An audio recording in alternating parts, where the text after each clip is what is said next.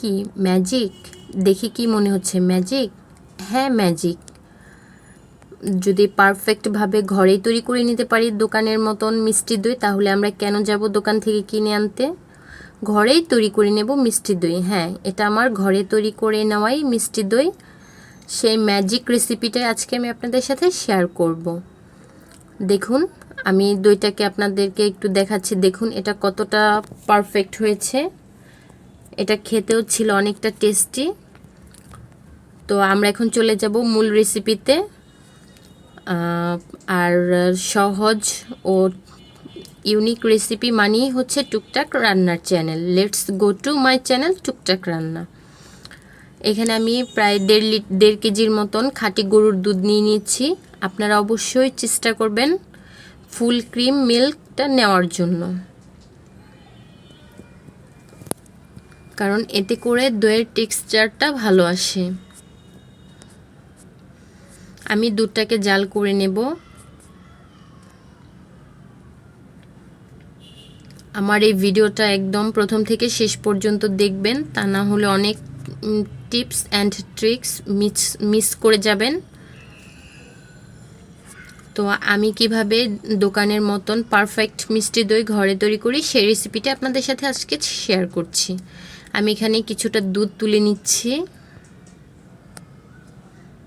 কেন তুলে নিচ্ছি সেটা একটু পরে বলছি। অন্য চুলাতে এখানে 1 কাপ পরিমাণ চিনি ইউজ করছি। এটাকে আমরা ক্যারামেল তৈরি করে নেব। আমরা যে দুধটা তুলে রেখেছিলাম সেখানে যে 1 কাপ গুঁড়ো দুধ দিয়ে আমি সেটাকে মিক্স করে খুব ভালো করে রেখেছি। দেখুন আমাদের ক্যারামেলটা কিন্তু খুব সুন্দর একটা কালার চলে এসেছে। এর চেয়ে বেশি করতে যাবেন না, তাহলে ক্যারামেলটা পুড়ে কিন্তু তেতো হয়ে যাবে, তখন দইটা খেতে ভালো লাগবে না। তো আমি যে গুঁড়ো দুধটাকে গুলিয়ে রেখেছিলাম সেই দুধটা এখানে অ্যাড করে দিচ্ছি। এটা দলা পেকে আছে বলে আপনারা একদম ভয় পাবেন না।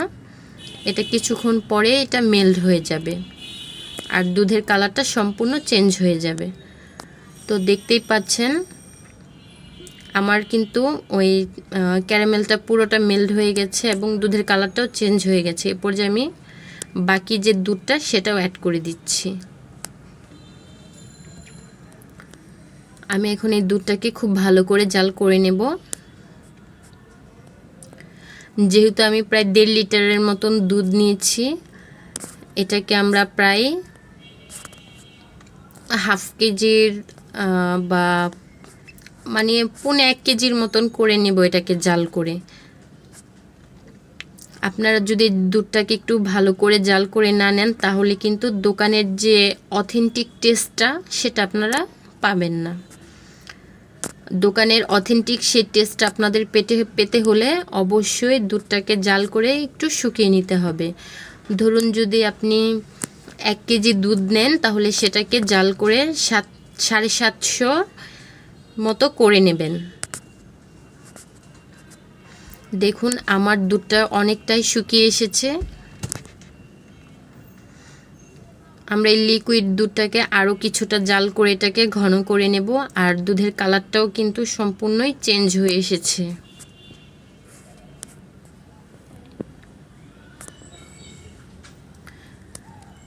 তো আমার এই ভিডিওটা যদি আপনাদের ভালো লাগে প্লিজ লাইক কমেন্ট শেয়ার করবেন ও সাবস্ক্রাইব করে নিয়মিত আমার চ্যানেলের পাশে থাকবেন।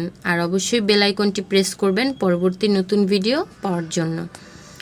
আর টুকটাক রান্নার চ্যানেল মানেই হচ্ছে সহজ ও ইউনিক রেসিপি। আমি সবসময় চেষ্টা করি আপনাদেরকে হাতের কাছে থাকা সামান্য কিছু উপকরণ দিয়ে খুব সহজে আপনারা কিভাবে এক একটা রেসিপি তৈরি করে নিতে পারেন। আর আপনাদের একটা লাইক, একটা সাবস্ক্রাইবার, একটা কমেন্ট আমাদেরকে যে কী পরিমাণ উৎসাহ দেয় সেটা আমরা বলে বোঝাতে পারবো না। তো আশা করি আপনারা অবশ্যই আমাদেরকে উৎসাহ দিবেন, আমাদেরকে এভাবেই সামনের দিকে এগিয়ে নিয়ে যাবেন। আসলে আপনারা যদি আমাদের পাশে না থাকতেন তাহলে আমরা এতটা দূরে আসতে পারতাম না। তো আপনাদের জন্যই আমার আজকের এই সহজ ও ম্যাজিক্যাল রেসিপিটা। এটা আপনারা আপনাদের বাচ্চাদেরকে খুব সহজে টিফিনেও তৈরি করে দিতে পারেন। এতে করে বাচ্চারা খুবই খুশি হবে। আমার বাচ্চা তো ভীষণ খুশি হয়েছে।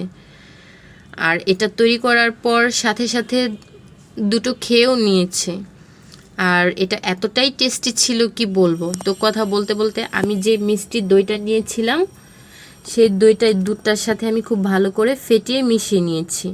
আর এটা ফেটার সময় অবশ্যই হাতের আঙুলটা একটু ডুবিয়ে নেবেন, যাতে হাতের আঙুলটা হাতের আঙুলটা যেন ডুবে থাকে, আপনারা যাতে এটা সহ্য করতে পারেন।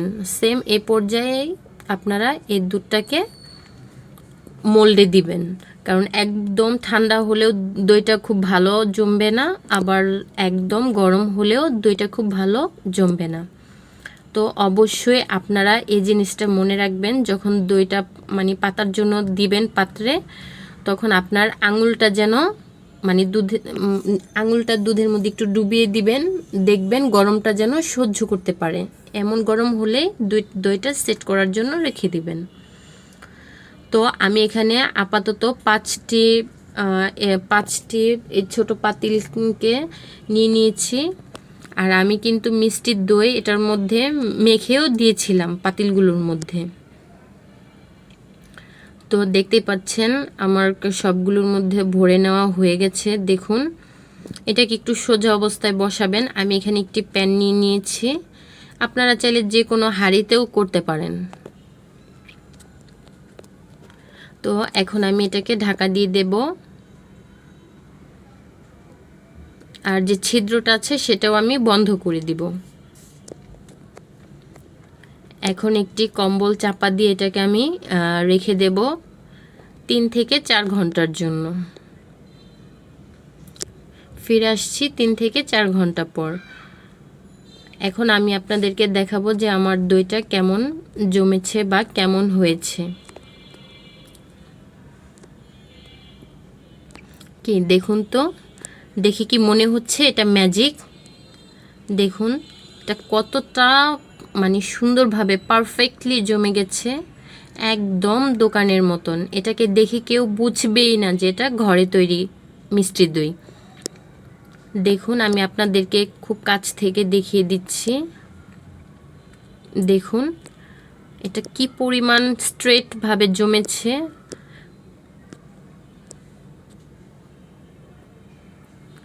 দেখুন,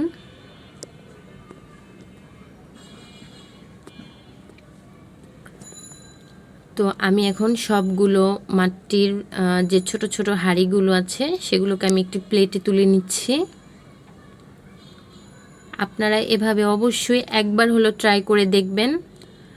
আশা করছি আপনারা ফেল হবেন না। একদম ম্যাজিকের মতো এই দইটা খুব সহজে আপনারা ঘরেই সেট করে নিতে পারবেন। আর এটা দেখে কেউ মনেই করবে না যে এটা ঘরে তৈরির দই। আসলে এটা ঘরেই তৈরি করা। তো দেখুন কি পরিমাণ পারফেক্টভাবে দইটা জমে গেছে।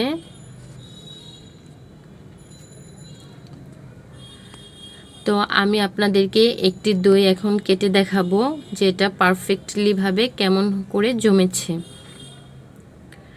দেখুন এটা কতটা থিকনেস হয়েছে, এটার থিকনেসটা কেমন হয়েছে। তো আশা করছি আমার এই ভিডিওটা আপনাদের ভালো লেগেছে। লাইক কমেন্ট শেয়ার করবেন ও সাবস্ক্রাইব করে নিয়মিত আমার চ্যানেলের পাশে থাকবেন আর সম্পূর্ণ ভিডিওটা দেখবেন।